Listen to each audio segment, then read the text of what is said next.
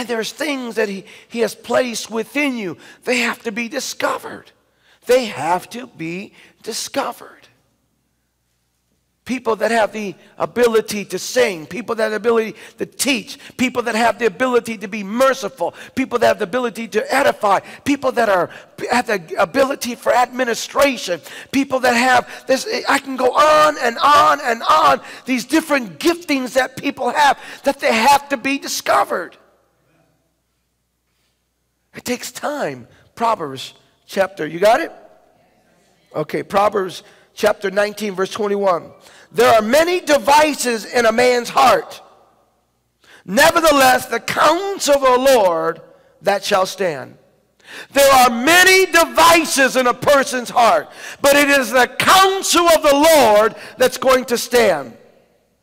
There are many devices or desires in a person's heart, but the only thing that's going to stand is the counsel of the Lord.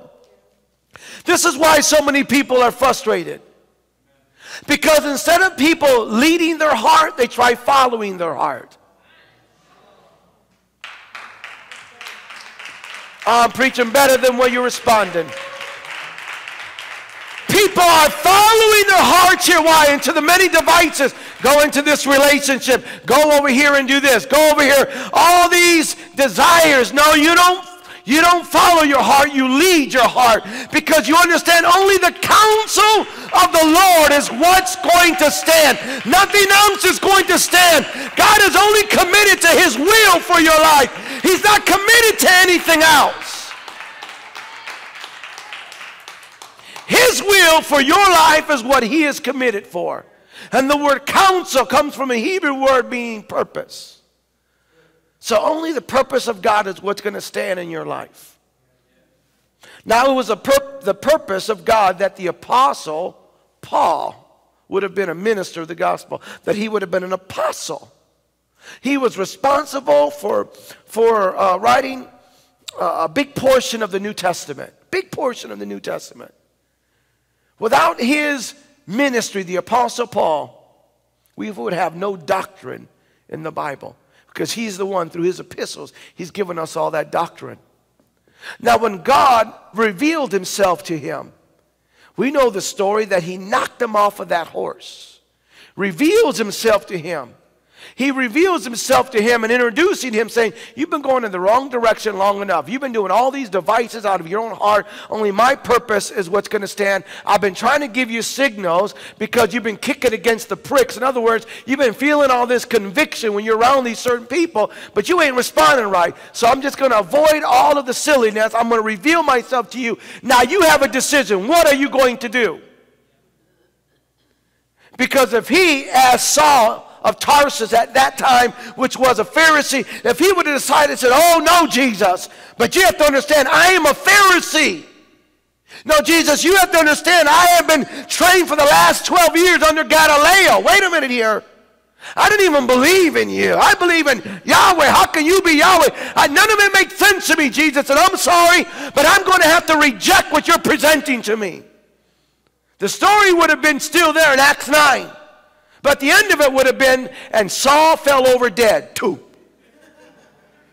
That would have been the end of it. You know why? Because God is only committed to his counsel or his purpose. And if he would have rejected God's purpose, then he could no longer exist. The reason why we read about the quality of life that he had and the demonstration that he had, because this was a man that was committed to character, but he didn't know his purpose or his giftings. And you have to understand that your life has been designed by God. Even before you were born, it was designed by God. And as long as you continue to allow all these devices, desires to lead you and do what you do, it's always going to fail. And God is like kind of waiting like, come on, get it together. Come on, pull it together. That's why to me, the greatest thing that God has done for me, the greatest thing, I don't know, the way he invaded my life with his love, I didn't waste years of my life. I didn't waste years of my life. I went striving. I was almost there at the peak. I'm going to make it. I'm going to make it. I'm going to beat somebody. Then he invaded me with his love, and I stopped. Wait a minute. I'm going to walk away from all this and I'm going to come all the way over here where I have no identity. I don't even know what I'm doing. I don't even know what my future is going to be. All I know is that I'm wanting to live for God. That's all I knew. But with all of that, I was rejecting all the devices of my own heart. I was rejecting all the devices of my own heart. And I didn't know it was the counsel of God that was going to stand.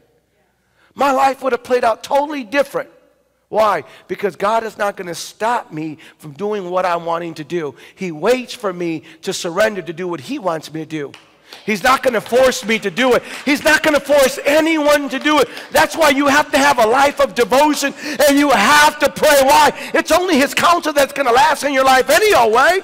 Why waste your time with something that you think is going to work when the Bible says the only thing that's going to work, it's His purpose. Nothing else is going to work.